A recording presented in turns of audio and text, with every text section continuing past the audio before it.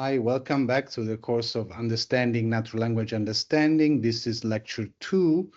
We're going to be looking at some AI basics.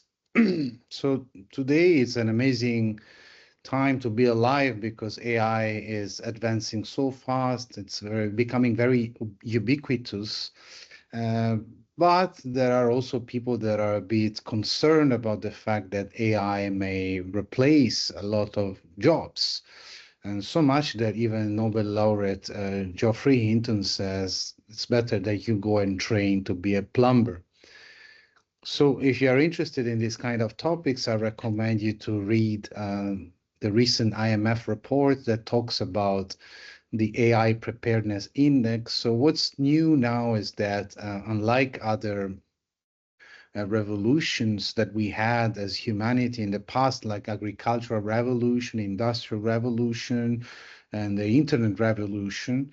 What's new is that now it's for the first time it's the white collar jobs that are at risk, not the blue collar ones.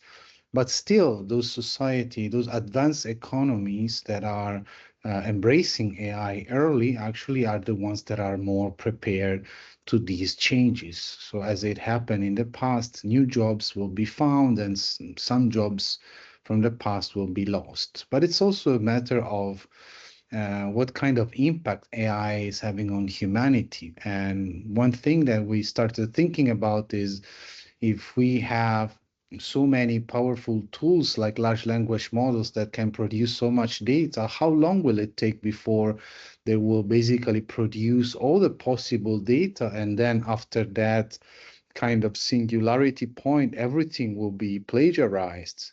So we discussed this in this short paper in which we replaced the monkeys in the infinite monkeys paradigms with LLMs. So as you know, if you put the monkey in front of a typewriter or a keyboard, there is a small probability that it will write something that makes sense, or it will even reproduce a play of Shakespeare. So if you have infinite monkeys, then at some point that's going to happen. So same goes with large language models. If we have a lot of time, the question is how long will it take before they produce all the possible text that human can produce? But a more pressing question now is how AI is impacting humanity. So as you have experienced, probably not many are using AI in the correct way, in a sense that AI is good for automating some of those repetitive tasks that we do, but then in some cases you see some idiosyncratic use of AI. And it's also a question of how early humans should be exposed to AI. So, for example, if we expose children too early to AI, can it hamper their writing and even speaking skills? And you see a lot of these things nowadays, people using ChatGPT or similar tools, and then they forget to remove the prompts. This happens a lot with emails, but also with reviews that you see online, and sadly, even in more official outlets like newspapers. So let's take a step back and talk about AI in terms of terminology. So today, when you read news, you can see that terms like AI, machine learning, deep learning are used very much as synonyms. But the truth is that they are all subset of each other. Deep learning is a subset of machine learning, which on top of deep neural networks also contains tools like the ones that we have seen in lecture 1, SVM. And then artificial intelligence is the big umbrella under which you have machine learning, but you also have other kinds of AI like semantic networks and knowledge graphs that do not belong to machine learning. So let's take a further step back and really reason on the two keywords that make up artificial intelligence. Intelligence actually is a sort of suitcase word that we understand, but actually it's very hard for us to describe it in a way that we could build intelligence from scratch. And also, when we talk about intelligence, we talk about mostly about IQ, but actually there are so many other different kinds of intelligences. So you see a lot of definitions of intelligence, like the ability to adapt to change. But ultimately, if you don't have a way to describe it, well, like describe the building blocks of intelligence so that you can um, replicate it, then it's hard to do that. And so far, what we have been doing is just taking a black box approach with the brain because we don't actually know how the brain works. Yes, neuroscience gave us a lot of insights in the past decade, but still, even simple cognitive processes like memory, we don't know exactly how they work. So how to possibly replicate intelligence if we don't even know how intelligence works? So today it's a bit like we know the hardware of the brain, but we don't really know the operative system. So we need to take a different approach, and that where the keyword artificial comes in. The truth is that many of the tools that we have seen in the past few years are not really trying to emulate intelligence. It's more a sort of pareidoiliac intelligence in a sense that, especially big tech, they produce these so-called intelligent tools that whose main goal is to make you think, make the users think that they are intelligent. They don't really aim at emulating true intelligence, and you can see that even in products that seem very good on paper, on some stage interviews, but then in reality, not so seamless, not so intelligent, at least. One example is Sophia Robot that even got the passport, but then recently me and my postdoc had the chance to interact with her, and it wasn't as intelligent as you think it is when you watch some of those stage interviews. The truth is that we still don't know actually how the human brain encodes and decode meaning. So today, many AI models are understanding language not much better than a dog understands language. It's still very much based on keyword and representation of these keywords into embeddings, like we discussed in lecture one. And one of the problems is that, unlike us, many machine learning models do not really try to encode meaning. So, for example, when we talk about machine learning, machine translation, when we translate from a language to another, it's not like we translate word by word. We first encode meaning in the original language, and then once we grasp the meaning, we translate that in the target language. And this is a step that has been missing for a while in machine translation. And that's exactly why with the most of the tools that we see out there right now are not really intelligent systems, but rather expert systems that can do something really well, uh, but they can just do mostly one task. It's very hard to see models that can do many tasks at the same time. That's why people are calling for AGI, artificial general intelligence, where we have a true intelligence that they can take on many tasks.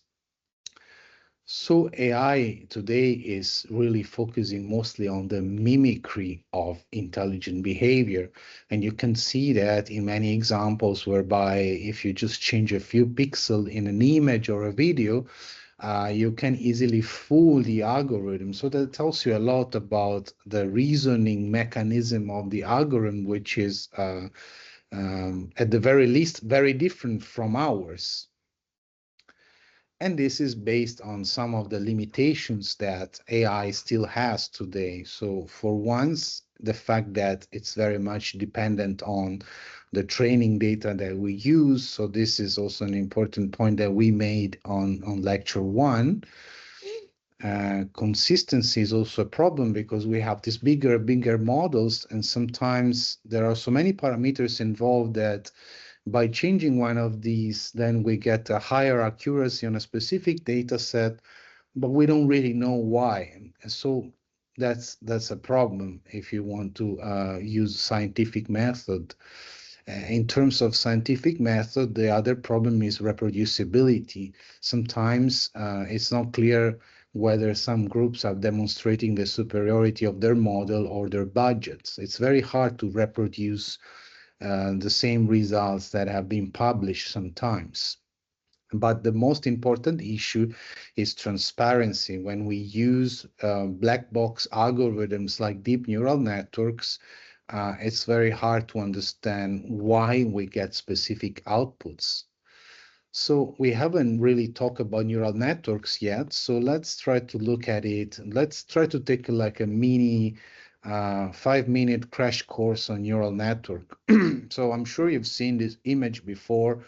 This is how a neural network is usually represented. You have an input layer, an output layer, and some hidden layers in between. But what's happening in this network?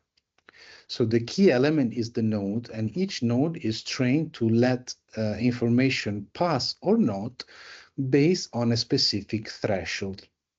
How is this threshold defined? Based on training. So I use my training data to decide where to put this threshold that will decide whether my monodimensional perception space, in this case, when I just have one node and one input, will be inactive or active. So in this case, you can see the threshold is maybe 4.5. Anytime I get an input that is higher than 4.5, I will let the information go through. So in this example, I have 6, so the node becomes active. And let's say that in this case, we are only calculating temperature. So whenever the temperature goes higher than 4.5, this node becomes active. What if I have another dimension, another dimensionality like pressure that I want to take into account? My line becomes a bidimensional space. And now my threshold becomes a linear separator that separates my bidimensional space into active and inactive. So you see where I'm going. As I add more dimensions, more things that I want to calculate, then I go into 3D. My line becomes a hyperplane that cuts the space, the perception space, into two halves, one active and one inactive. And I can go on like this as I add more dimensions. As we said, for us humans, not easy to understand what it means to go beyond the third dimension, but that's not a problem for a computer. And so when I add more nodes, then I get these hyperplanes that intersect each other, and that's how I can do a very fine-grained classification. That's why neural networks are better than other machine learning tools like we have seen in lecture 1, like naive Bayes or support vector machines. So another way to see neural network is through multiplication of matrices. I'm sure you've also seen this in some books. And in this can also be represented as a graph, and that's what the matrix basically represents. So let's take an example where we have, maybe you have your personal private chef, or maybe your flatmate, and he cooks 3 kinds of food: pizza, burger, and sushi. And if it's sunny, it cooks pizza, and if it's rainy, it cooks burger for some reason. So before we can start doing anything, we need to represent these foods and weather using some vector. So this is an important point for us. When we talk about food, that means so much more than just a vector. But since we are working with a mathematical model, basically, we have no choice but to represent it as a vector. So in this case, because I have 3 kinds of food, I have a 3-dimensional vector, and I decide that pizza is 1, 0, 0, burger is 0, 1, 0, sushi 0, 0, 1, and same with the 2 different kinds of weather. So a simple model would be to have basically a product of matrices that give me the expected results. When it's sunny, I get pizza. When it's raining, I get burger. What's this? It's again just a multiplication of matrices. So now that I've represented my weather states and my food, I can build my model this way. And this is equivalent also to having those numbers in that graph of connected nodes and edges with different values on the edges. That's what's represented in the matrices. So some of you may start thinking, okay, but what's the big deal with this new hype of deep neural networks? Neural networks were invented long time ago. The difference is that in the past, we had to specify what are the specific features that I need to look for, let's say in an image, to classify a car. I had to specify that I need to look maybe for the wheels, the windshield, and so on, to then be able to do the classification. And the big revolution that deep learning and deep neural networks introduced is that I don't need the human in the loop anymore. If I have enough data, I can come up with those important features automatically. And that's great in theory because I save a lot of time or money because I don't need the human anymore. But that's also risky in a sense because I lost the control on deciding which ones are the important features that I want to take into account. And this has been a problem in many cases where, for example, companies were using AI to screen CVs, and they only later they discovered that the AI model decided that gender was an important feature to decide whether to shortlist a candidate or not. And also in legal systems, the AI started looking at features like what kind of neighborhood people were born in and used that to decide whether they were guilty or not. So neural networks have been popular for many years and together with SVM, but they had a lot of issues. The weights would become unstable when you have data that is too non-linear. And for the longest time, this was a problem until Mikolov started using convolutional neural networks that were actually discovered by Jan LeCun in the 80s, but then forgotten for 30 plus years. And Mikolov started using convolutional neural networks in the context of computer vision. So in the past, similar to text, in computer vision, people would be looking at how to classify pixel, mostly just independently. But with convolutional neural network, we had the chance to encode context. How? By having this sort of sliding window that you see here in this animated image, where every time as you slide your window, you also take into account context. What is context? Is the neighboring pixel, basically the pixels around the pixel that you need to classify. And as you move, you keep encoding this information. So convolution is just a mathematical operation that allows you to do that. And it's made of mathematical operation, very simple, like max pooling, where you basically take the biggest value in some subpart of the image. If you are interested in the details of how convolutional neural network work, and you can look them up. But what's important is that for the first time, we were able to encode salience. We were able to look at images and understand the different parts of the images. And that was later on transferred to texts. And this came with two important advantages. First of all, I didn't have to come up with my own representation of words like I did before when I had to represent burger. I didn't know any better than to define it as 0, 1, 0 because I had three kinds of food. Now, if I'm using a specific word embeddings like word2vec, I can represent it using that embedding, and that will be the same for me and for someone else. So it's good, first of all, for standardization. But also, as we said, because if we apply convolutional neural network, we are not just looking at words singularly, independently from the rest, like we were doing when we talk about naive Bayes classifier in lecture 1, but with context. And what is context in this case is the neighboring words to the specific word that we are looking at. And so we, same as in the example earlier of the image, we have this sliding window that goes through sentences and documents and take into account joint probabilities. It can be a small window that only looks at words that come before and after a specific word, or let's say a two-word sliding window.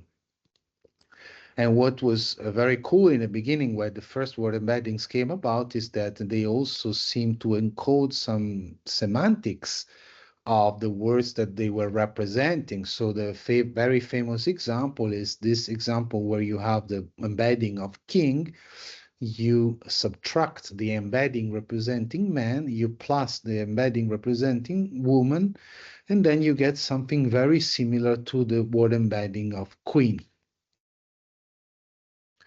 So there were a lot of word embeddings models that came out after Word2Vec, and here I'm just very briefly mentioning a few of them. Word2Vec was initially based on the continuous back of word model, or skipgram, and then other models came. Glove was taking more into account the frequency of co-occurrences in training documents.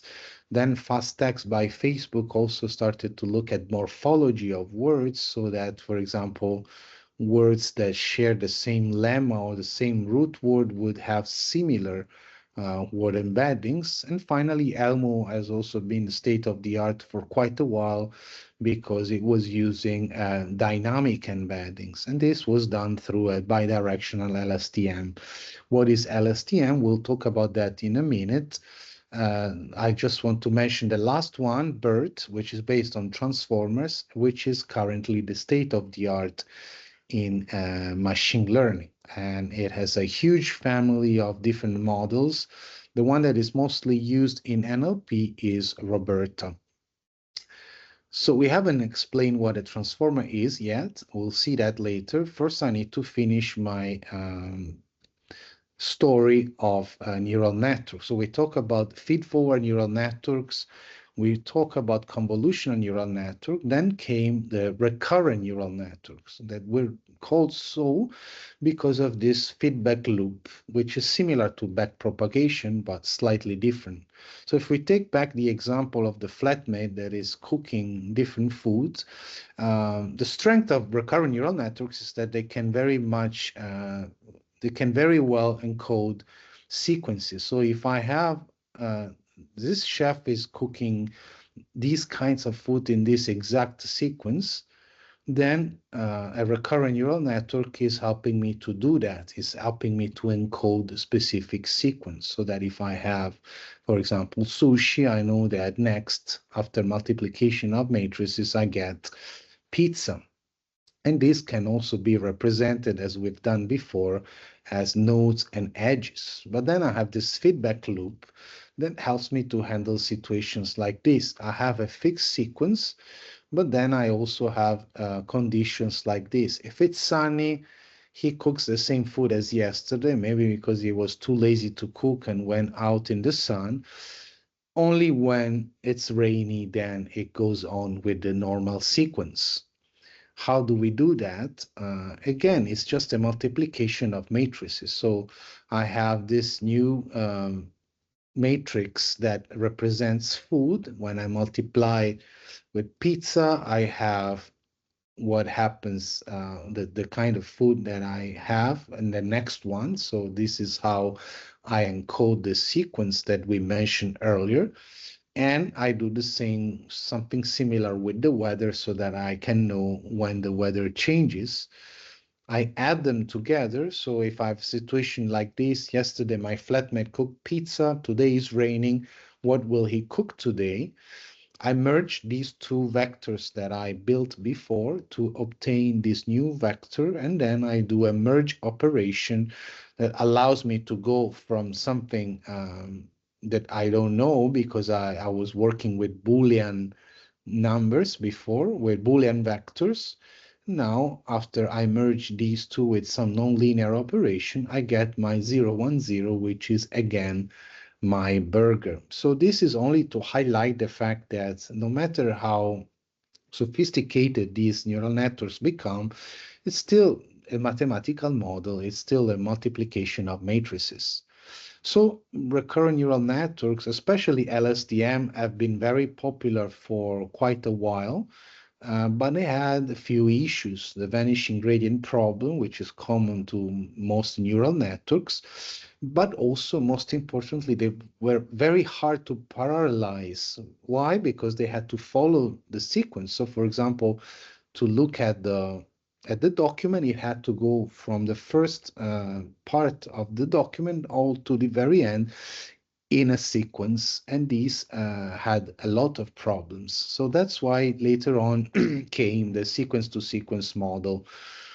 And this is very interesting model because it's very much cognitive inspired as well. This is similar to the problem of machine translation that we were mentioning earlier. Remember, we said that when we translate from a language to another, we don't translate word by word. We first encode or compress the meaning in the input language, and only then use this meaning or hidden state in this case to translate to the target language. So this is what sequence to sequence model or encoder decoder model did, which is also similar to what we do when we play Pictionary. We have a word and we have to draw it for our teammate to guess. So this encoding of meaning is what an encoder-decoder model does. And again, it's very interesting because it's also cognitive inspired, because again, we are compressing the meaning as a sort of Rosetta Stone to then translate into the target language. So it's not a word-by-word translation anymore, but it's a translation that is based on meaning. So meaning is a big word there. We are not actually encoding and decoding meaning, but we're using this mechanism of encoder and decoder to compress context, basically. This context is a hidden state that I get as I go through the sentence. And then all these compressed states get passed to the decoder, which will use this information to find basically similar patterns in the training data of the target language to translate the sentence properly. This is not only for machine translation, of course, it applies to many other tasks. But then the important thing happened when we started using prompts and masking to guess what is the best word to fill in this blank, filling this mask. That was the first step towards large language model and generation in general, sequence generation, generation of words, generation of videos, and so on. So again, this is no new task. This is something that people and companies like Google have been working on for the longest time, like guessing what's the next word. But with transformers, we managed to do this in a much more informative way. What are transformers? They are also just mathematical models based on some of the things that we discussed on lecture 1, like one-hot encoding and vector representations. But today, yeah, they represent the state of the art in classification and many other NLP tasks, or all computer vision. And they're based on some mechanisms that I will talk about in the next slide. But what I want you to understand is that technically, they are really nothing completely new. The best thing that made them so popular is really the fact that unlike recurrent neural network, they were able to parallelize. So, for example, when we talk about something like attention, or let's say just classification. If I want to classify a person, for example, there are so many dimensions that a person can be classified about: their age, their background, and so on. So if I have something that allows me to do all these in parallel, then I can do this so much in a so much finer grain way and so much faster, because then I can tackle all these dimensions independently. And that's really the power of transformers. Ultimately, transformers are based on three important parts, which again are not very new, but put them together, and also with the fact that we can parallelize, then they gave us the state-of-the-art AI models and large language models that today we have. So in this video lecture, I don't have time to go through the specific details. I just want to mention the three key novelties that made transformers a thing. First is positional encoding, which again is nothing new. This has been used, for example, in information retrieval for many years for positional indexes, for example, which model where every word appears, not just how many times, but where exactly in the document each word appears. Then there is the attention mechanism that is very important. So that revolutionary paper that introduced transformers was called "Attention is All You Need," because attention allows me to know on which part of the sentence I need to focus as I go through it, as I translate, and also based on my training data. Self-attention is something very similar, but focus on the sentence itself. So this can be useful, for example, to resolve pronouns. If I have a pronoun like it in the sentence, by using self-attention, I can understand what this it refers to. So again, this is a very high-level video lecture about AI, so I don't have time to go through the details. But if you're interested, you can look at these resources. There's this very good course from Stanford on deep learning, so you're very much welcome to take a look at this too. But this concludes lecture 2. Hope everything was clear. Let me know if you have any questions, and if not, see you for the next lecture. Bye.